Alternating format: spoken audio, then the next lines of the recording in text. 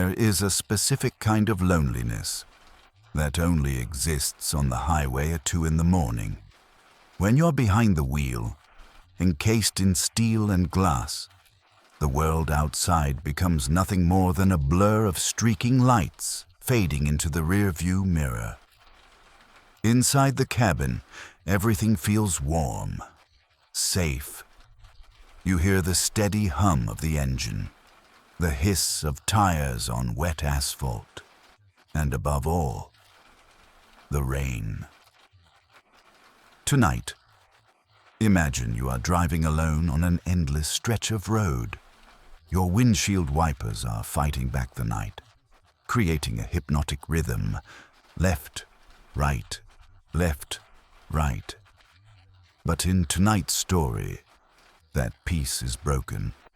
We are going to drive into the darkness to find the people who started their engines but never reached their destination.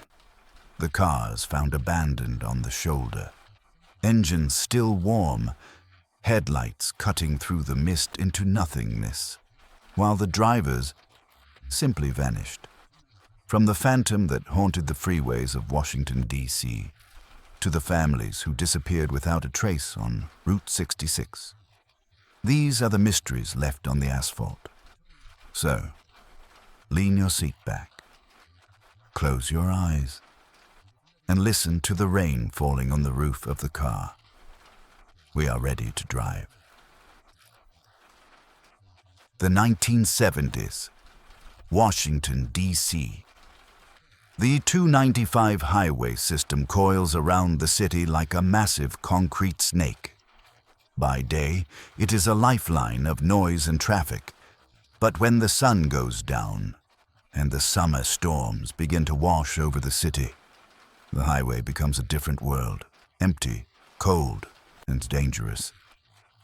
Back then, a silent fear began to spread through the whispers of the locals. They gave him a name. They called him the Freeway Phantom. No one knew his face. No one saw his shadow. The only thing he left behind was the heavy silence that hung over empty back seats. Our story begins on a stormy evening in April 1971. Carol Spinks, just 13 years old, was walking home after a quick trip to the grocery store. It was a route she knew by heart, a short walk she had taken hundreds of times before. But tonight, the road felt longer than usual. Picture the scene. The yellow glow of streetlights reflecting off puddles on the sidewalk. Carol walking quickly, the sound of her footsteps masked by the rolling thunder overhead. She didn't know it yet, but a car was slowly rolling behind her. Lights off, drifting through the darkness like a predator. Witnesses would later say.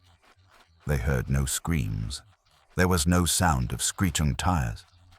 Just a disappearance. It was as if Carol had stepped into a patch of fog and evaporated right in front of the city. 6 days passed. 6 days of desperate searches under the relentless rain.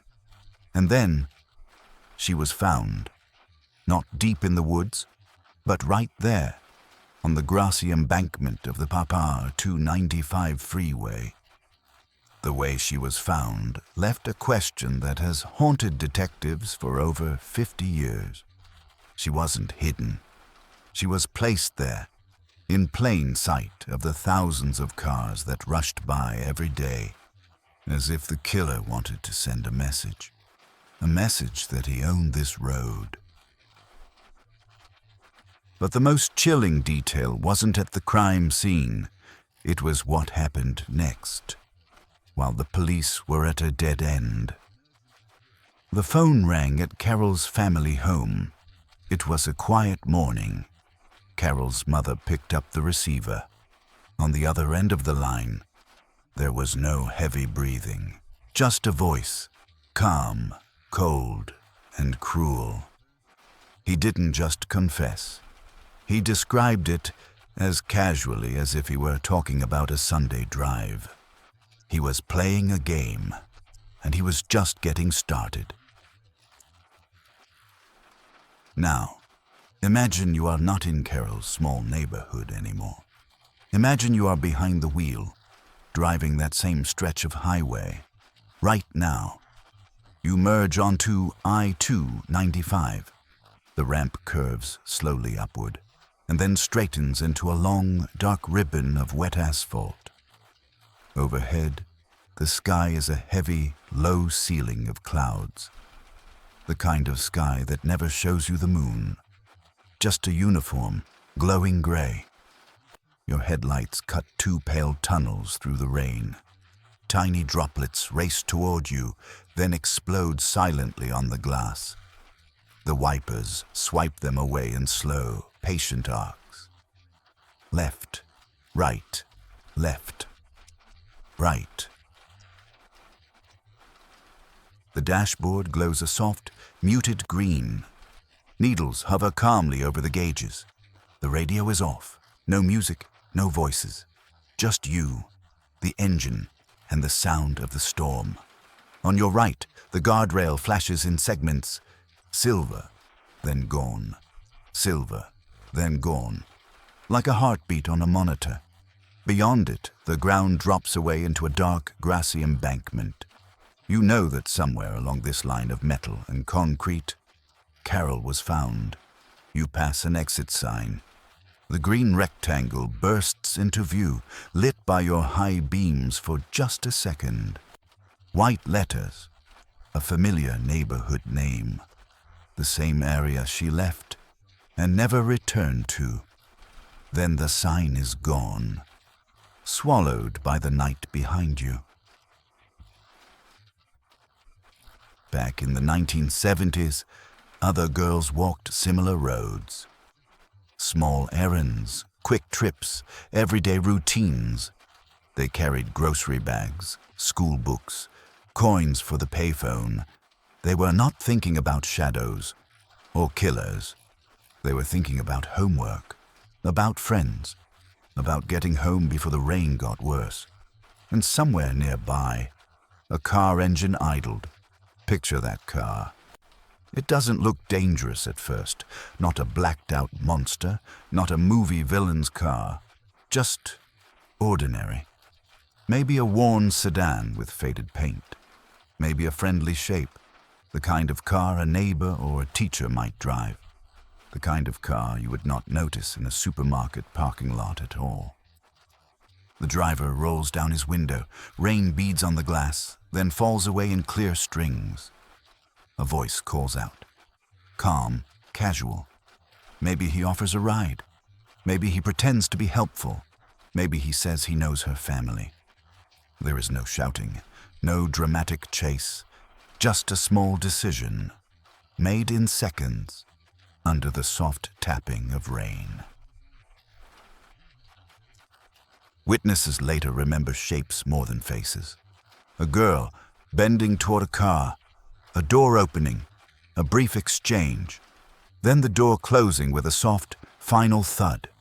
The car pulling away smoothly, merging into traffic, brake lights glowing for a moment, then shrinking and disappearing.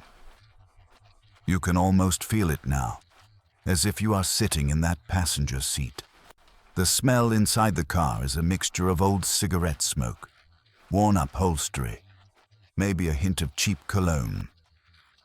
The heater hums quietly, drying the rain on your jacket. Outside, the storm rages, but in here it is strangely warm, almost cozy. The driver talks. He asks simple questions. Where are you headed? Do you live far? He laughs at his own small jokes. His hands stay steady on the wheel. His eyes flick up now and then to the rear-view mirror. You follow his gaze. In the mirror, you see only the empty road behind you. Headlights of other cars, distant and hazy through the rain. Then even those fall away, until it is just you, this stranger, and the steady drone of the engine. The freeway signs slide by overhead. Exit 1, Exit 2. Numbers and names that will later appear in police reports and maps. To the people driving that night, they are just directions, landmarks. To investigators, they will become timestamps, last known locations, points on a line that leads nowhere. Back then, parents began to warn their children. Don't walk alone at night. Don't talk to strangers. Don't accept rides. But warnings always arrive a little too late for someone. Someone who didn't hear them in time, or didn't believe they applied to her, or simply needed to get home before the storm got worse. On your current drive, the highway feels strangely alive. The overpasses loom like silent watchers. The drainage ditches are choking on water, overflowing into muddy streams. Each patch of darkness between streetlights looks deeper than the last.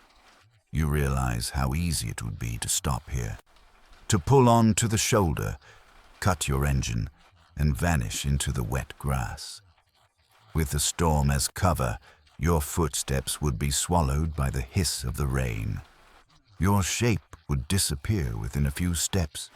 To the drivers passing by, you would be nothing more than a shadow, a trick of the light.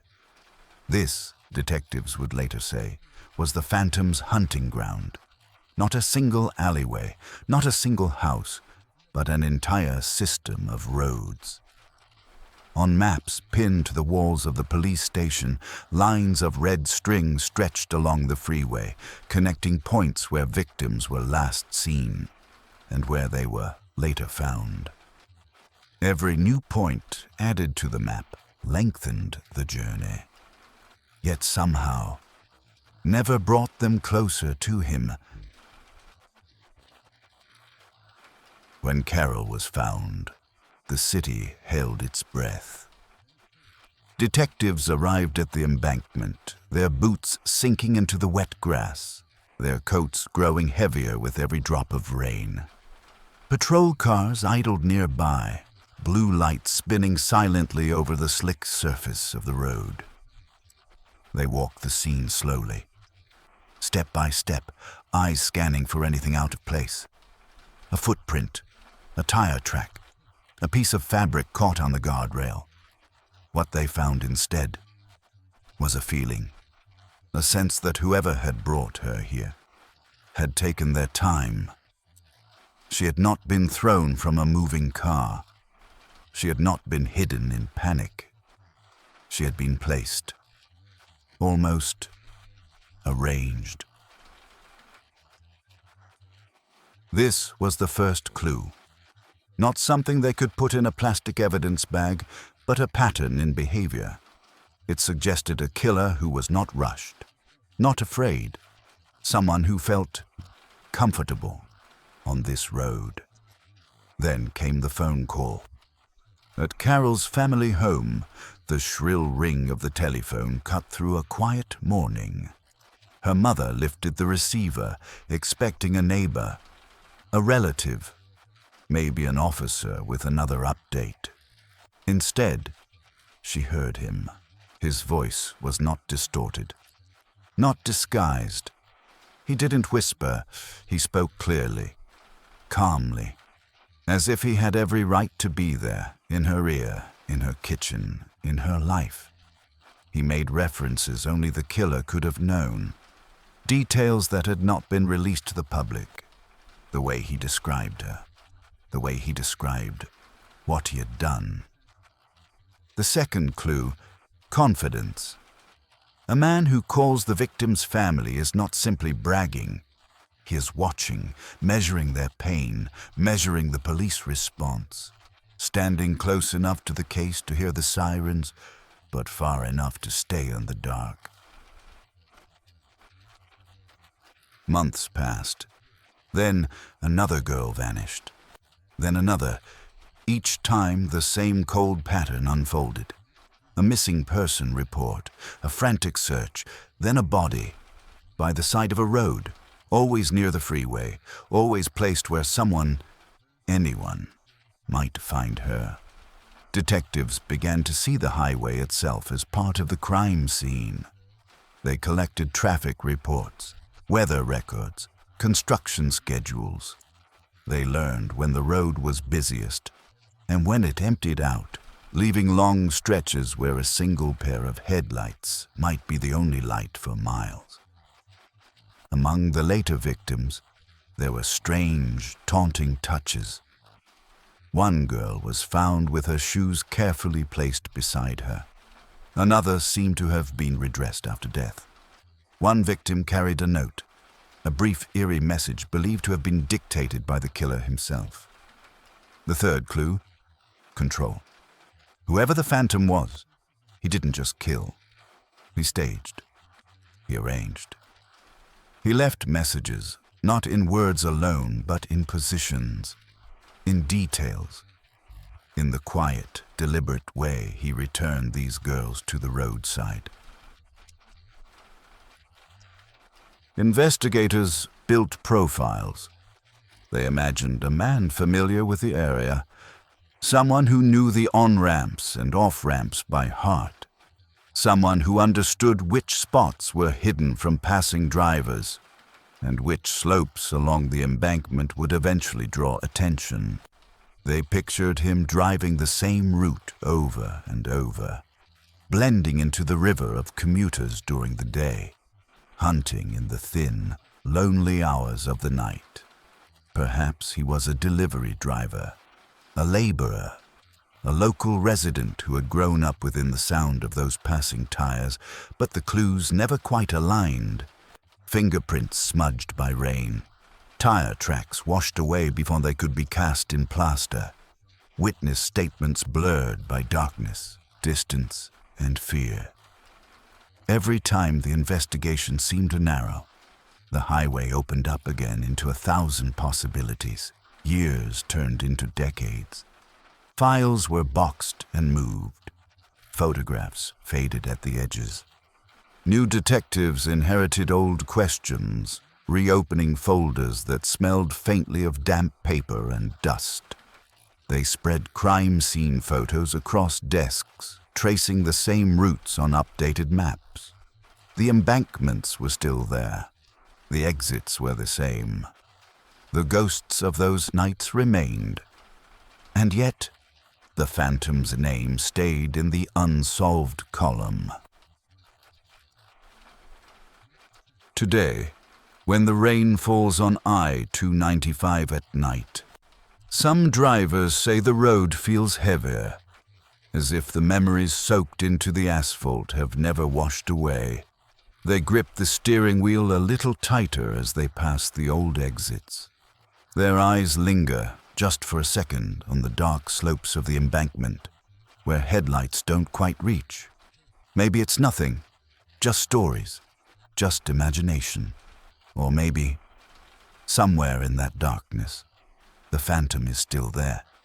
Not as a man anymore, but as a feeling, a presence on the shoulder, a pair of eyes watching the passing cars, waiting for the next set of headlights to appear out of the rain. Let the rain fade away. The wet streets of the city grow smaller in your rearview mirror until they disappear completely. The last drops of water slide off the glass and are gone. Now the sky opens up. The clouds thin out, then break apart, until there is nothing left above you but a wide, pale blue empty space. The air becomes drier, cleaner. The trees disappear. The buildings grow shorter, then vanish into the distance. You have left the storm behind. You are in the American West now. The land is flat at first, then gently begins to roll. Brown hills with scrub brush, patches of red earth, thin scattered plants clinging to the soil. It feels like the world is stretching, unfolding around you. Here, the road is different. It does not twist and turn like the crowded streets near a city. It does not end at every traffic light and intersection. It is a long, straight gray line, pointing toward the horizon. You can see it for miles ahead of you, running like a thread through the desert. The sound outside is no longer rain. It is the dry, constant whisper of wind passing over glass and metal. Whoosh, whoosh. In December of 2009, a young man named Stephen Kosher drove this kind of road. He was 30 years old. On paper, his life looked ordinary. He had a small apartment in Utah. He was a church-going man, raised in a religious family. He had held different jobs. He did volunteer work. He filmed church activities. He tried to help people. Not the kind of person anyone imagines just vanishing. But around that time, his life was becoming more complicated than anyone realized. He was behind on his rent. His work had become unstable. He was looking for new opportunities, new places to start over. Like a lot of people his age, he seemed to be carrying problems silently, quietly, smiling on the outside.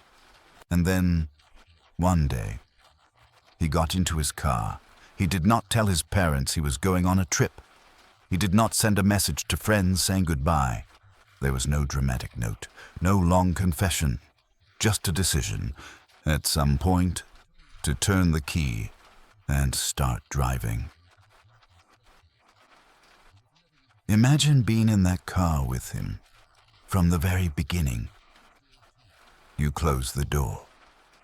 The inside of the car smells faintly like old dust and fabric seats that have absorbed years of summers and winters. You put the key in the ignition. The dashboard lights flare to life, dials glowing faint orange and green. The radio flickers on for a second, catching a random note of music. Then you turn it off. Silence. Just the engine. You shift into drive. The tires roll forward. The city blurs. Street signs and traffic lights pass you by. The last shops at the edge of town appear, then fall behind.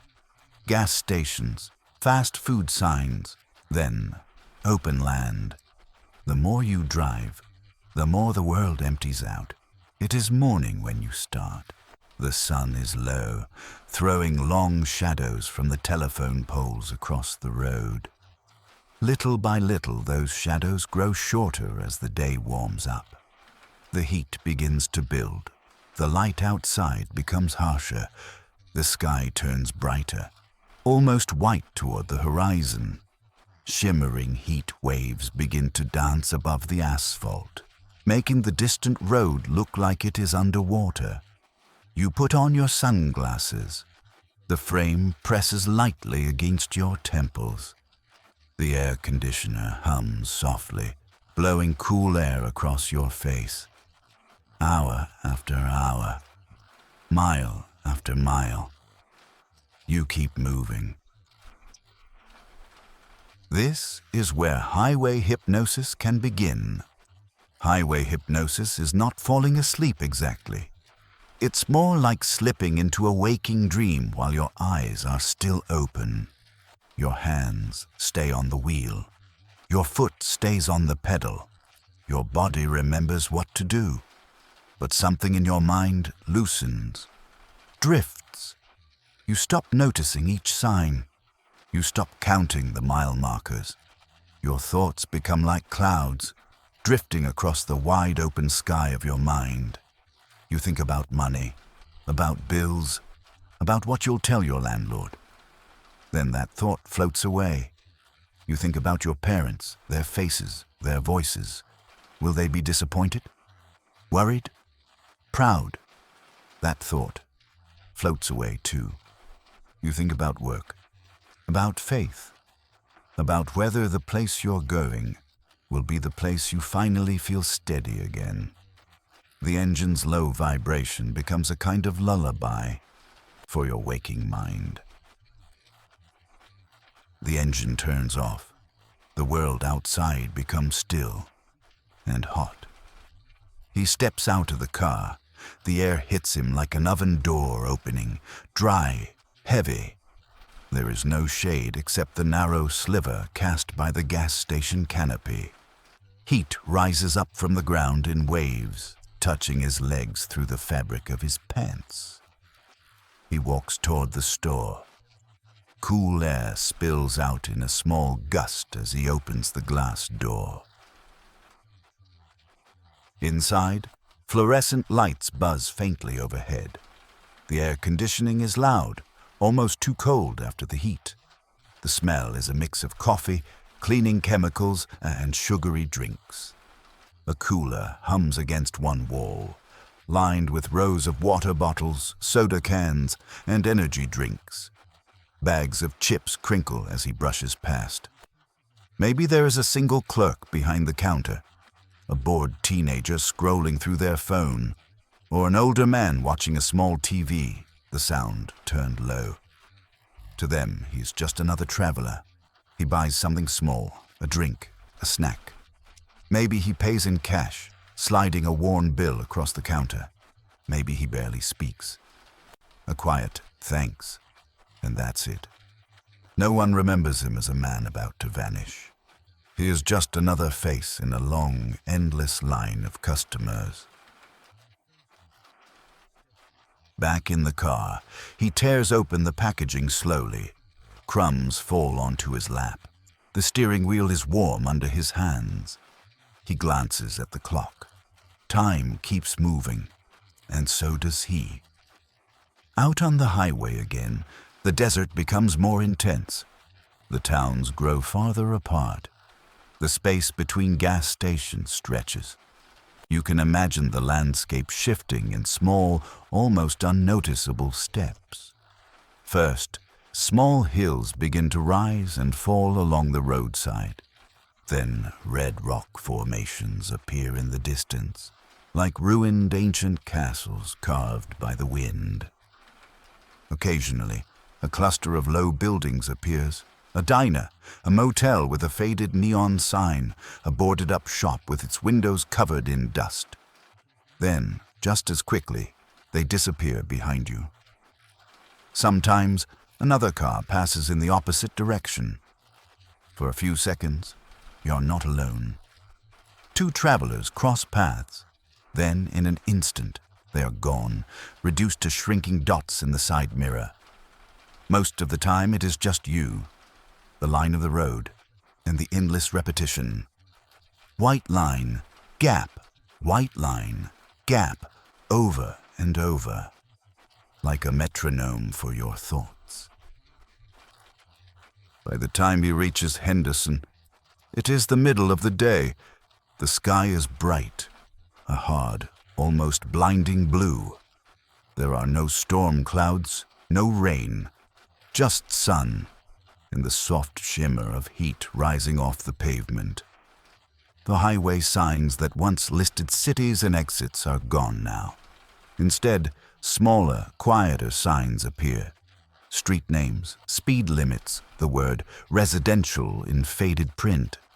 You drive past neatly trimmed lawns, two-story houses with tiled roofs and attached garages, decorative stones instead of grass in some yards, small palm trees in others, the kind of neighborhood where people water their plants in the evening and wave to each other as they walk their dogs.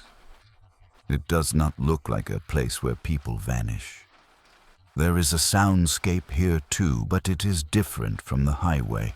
No constant rush of passing cars, just the faraway hiss of traffic somewhere in the distance, the faint whir of an air conditioner, the quiet click of a sprinkler rotating across a lawn. The car turns into a cul-de-sac, a small loop, a dead end.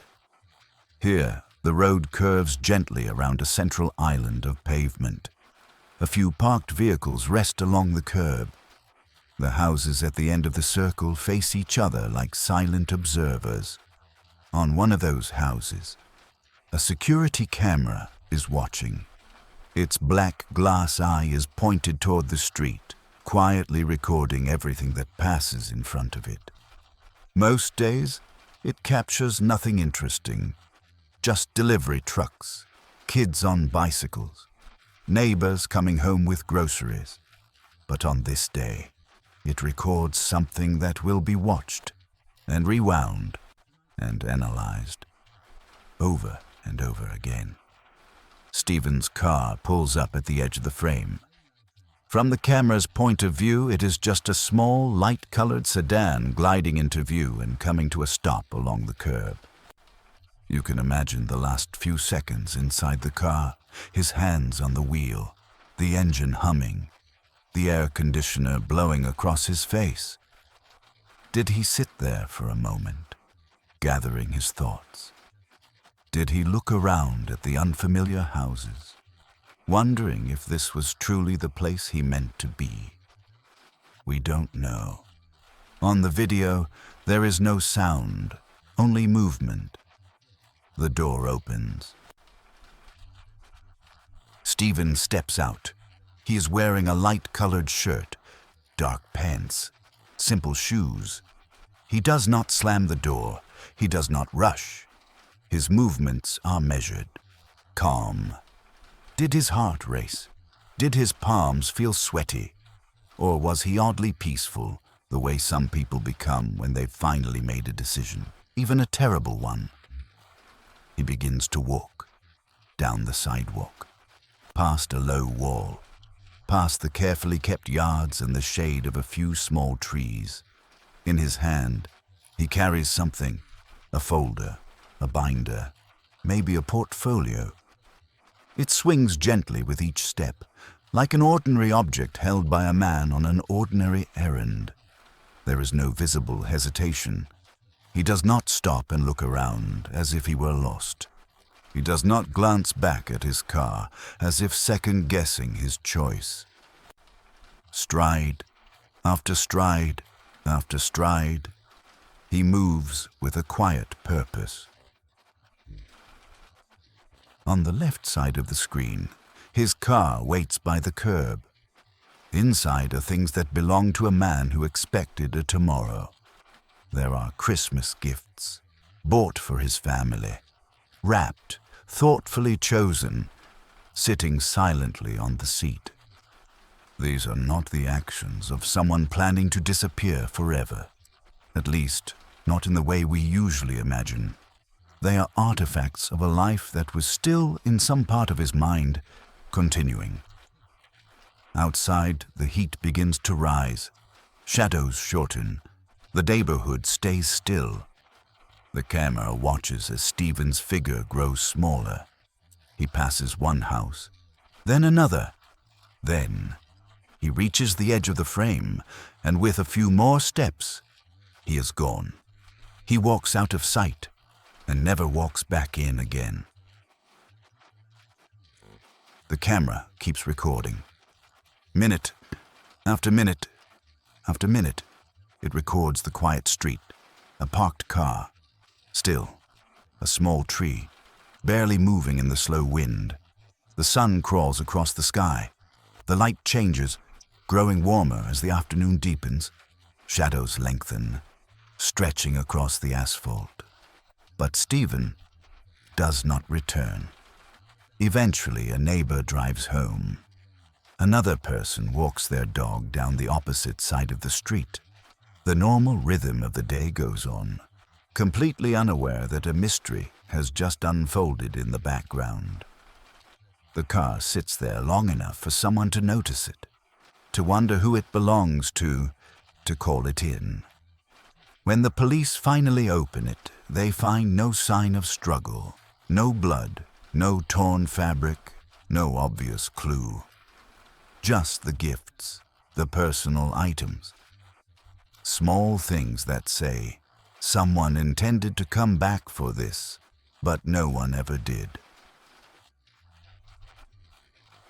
Detectives retrace his steps as best as they can. They look at phone records. The pings show his device moving across the map like a confused pencil line. North, south, back again. The pattern only makes sense in this way. He was driving, for a long time, without telling anyone why. They talk to his friends, his family. No one knows a reason he would walk into a suburban neighborhood in Nevada and disappear. They knock on doors in the cul-de-sac.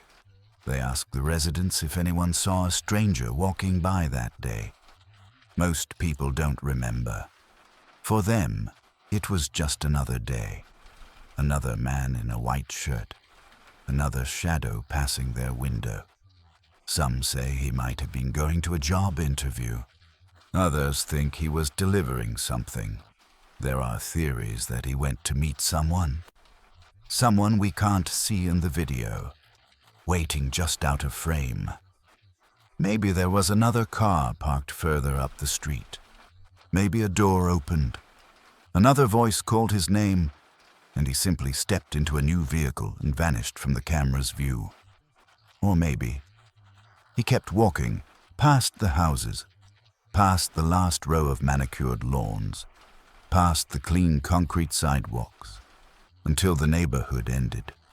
And beyond that, the desert.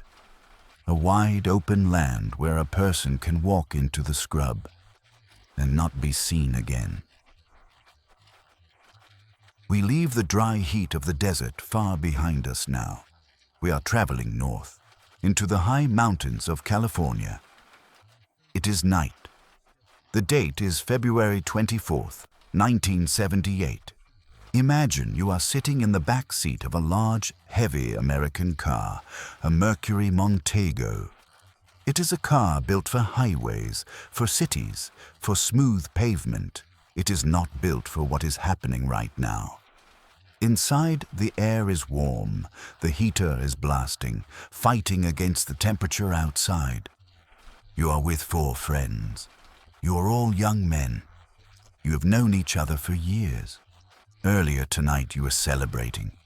You won a basketball game. You stopped at a convenience store.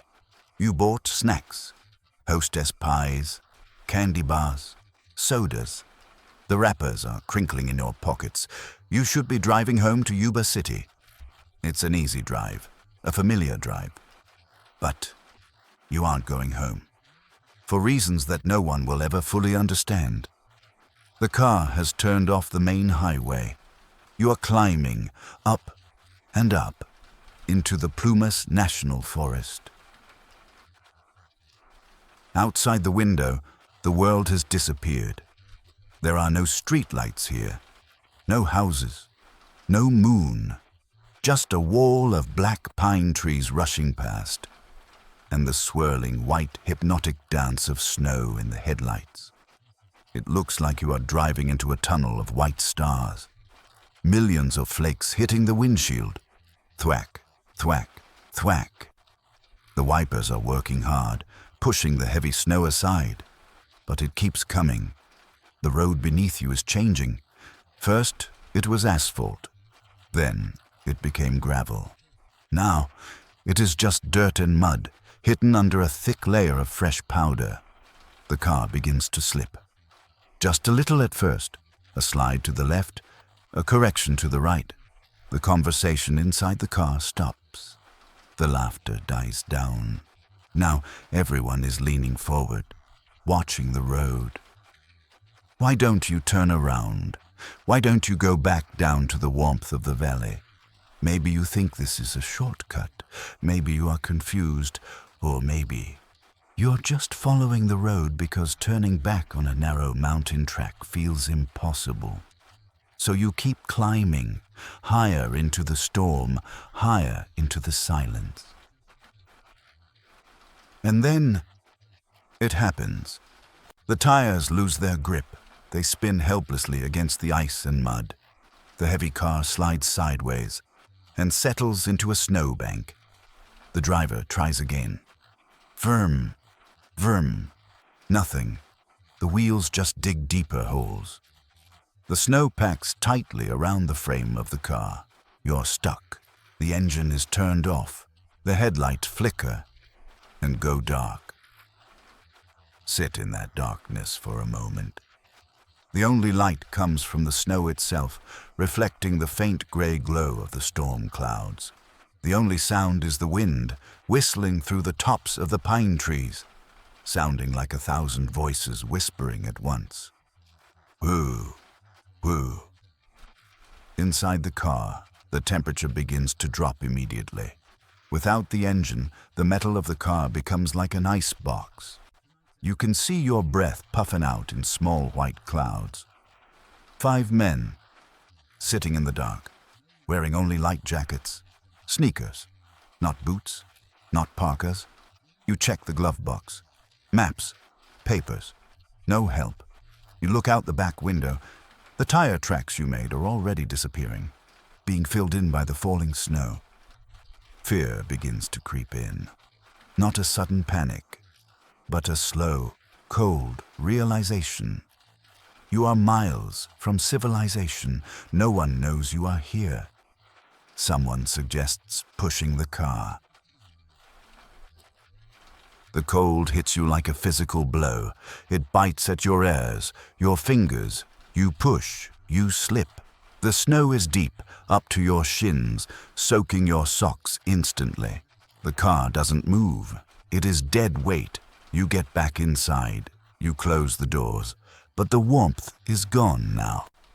The cold is inside with you. This is the moment where the mystery deepens. Logic says, stay in the car, wait for morning, wait for help, or walk down the road, back the way you came, back toward the valley where it is warmer. But they didn't do that. Later, a witness, a man who was stuck in his own car miles away, said he saw lights that night. Flashlights, or maybe the headlights of a truck. He said he heard voices. Then silence. Did the 5 men see something? Did they see a light further up the mountain?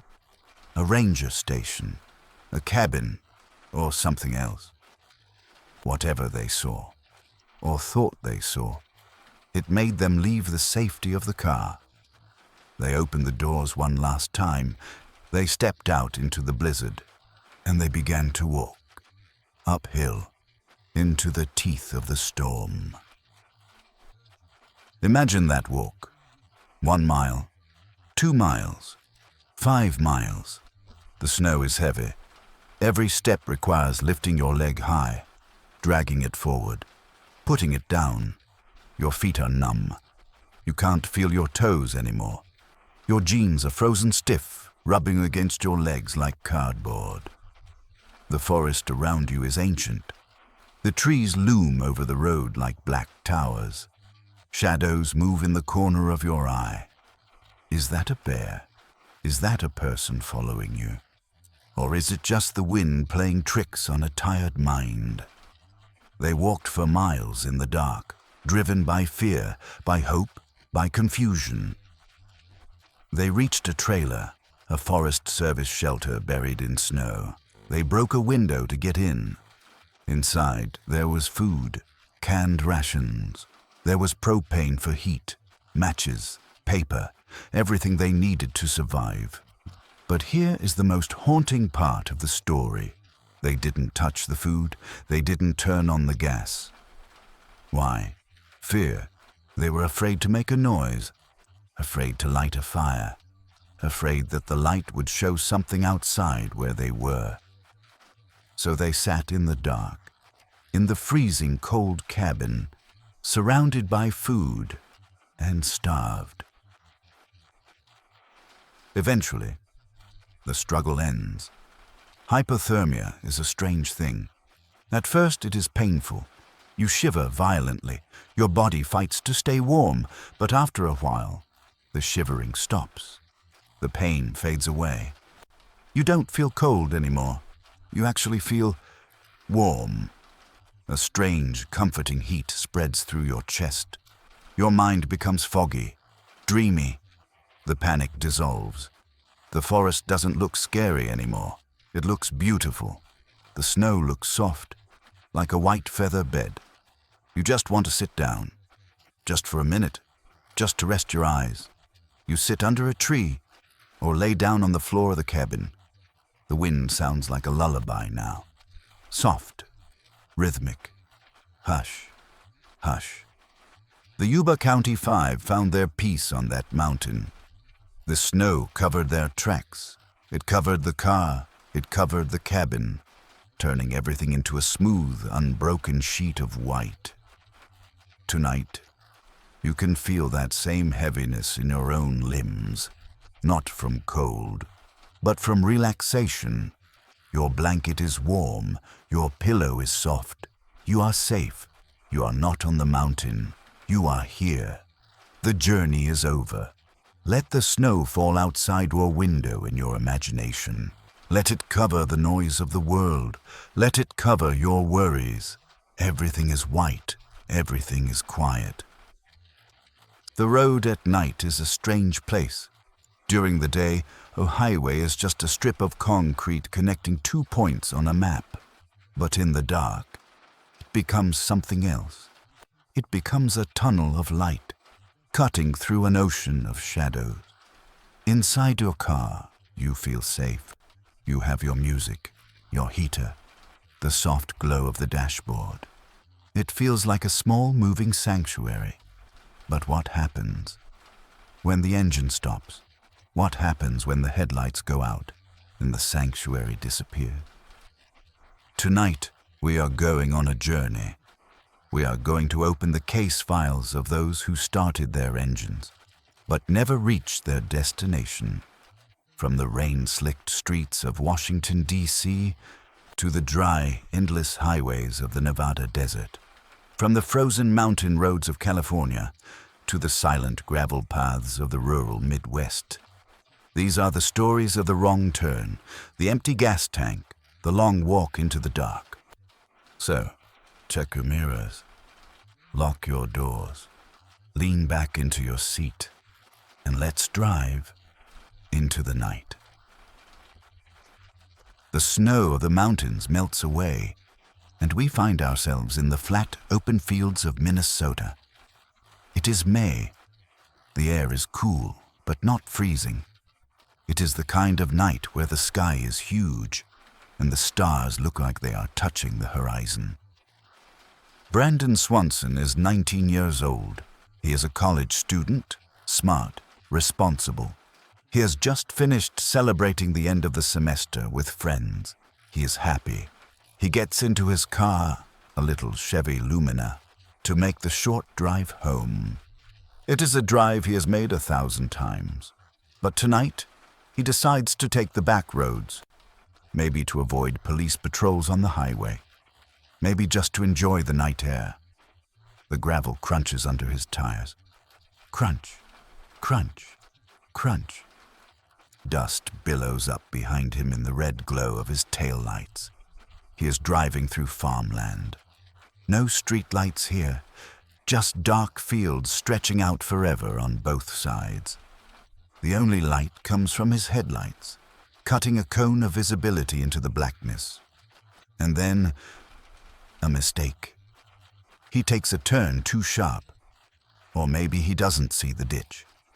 The car tips forward. Thump. It slides down the embankment.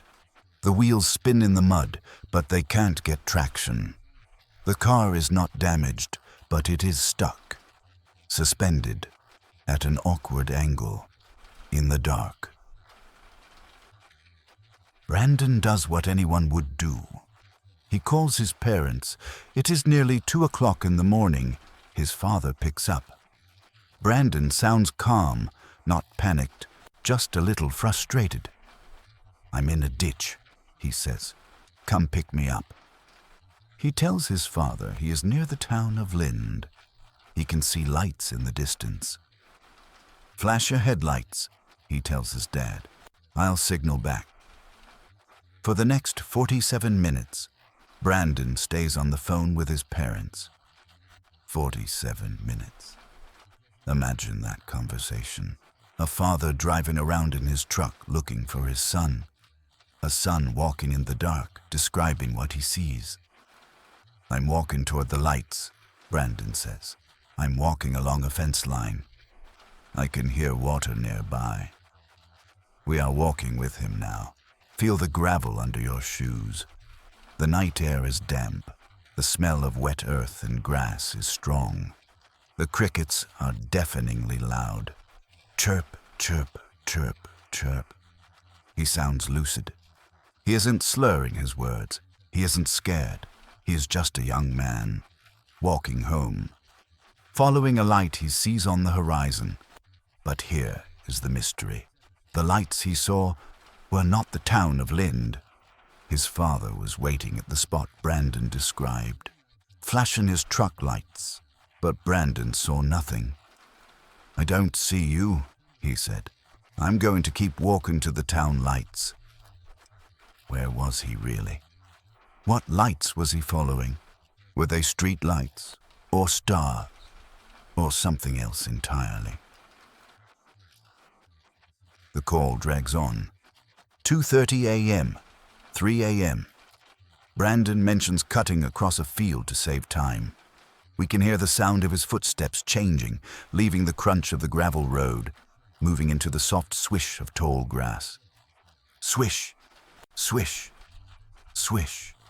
He tells his father, "I see another fence." He climbs over it, and then, at 3:10 a.m., while his father is still on the line, listening, Brandon suddenly shouts one short phrase, "Oh, and then silence. Sound effect. The call cuts off abruptly. Dead silence for 3 seconds. Then the crickets slowly fade back in, very lonely. His father shouts into the phone, "Brandon! Brandon!" Nothing. The line is dead. He calls back. Again and again it rings and rings, echoing in the empty night. 5 times, 10 times, until finally it goes to voicemail. The next morning, the police found his car. It was nowhere near where Brandon thought he was. He was 25 miles away from the town of Lind. He had been walking in the completely wrong direction.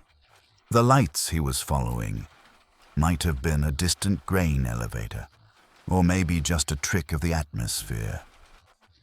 Search dogs tracked his scent. They followed his path from the car, down the gravel road, into the field, toward a river. The Yellow Medicine River. The dogs led the searchers right to the edge of the water. And there, the scent stopped. Did he slip? Did the river take him? Or did something else happen in that field of silence? To this day, Brandon has never been found. His phone has never been turned back on. His glasses, found on the ground nearby, are the only trace he left behind. The field looks exactly the same today as it did that night. Quiet, empty, just the wind moving through the grass and the endless song of the crickets. 4 journeys, 4 roads taken into the dark, from the rainy highway, to the desert, to the mountain, to the field. The engines have all stopped now. The tires have stopped rolling. The footsteps have faded away. And now, your journey is ending too. You have traveled far tonight, but you are safe. You are not on the road. You are not lost. You are exactly where you are meant to be. Warm, still, at rest. Imagine the car door closing one last time. The silence inside is perfect. The world outside is moving on, but you don't need to watch it anymore. Close your eyes. Turn off the headlights of your mind. Let the darkness wrap around you, comfortable and soft. The road will be there tomorrow, but for now, drift off. Good night.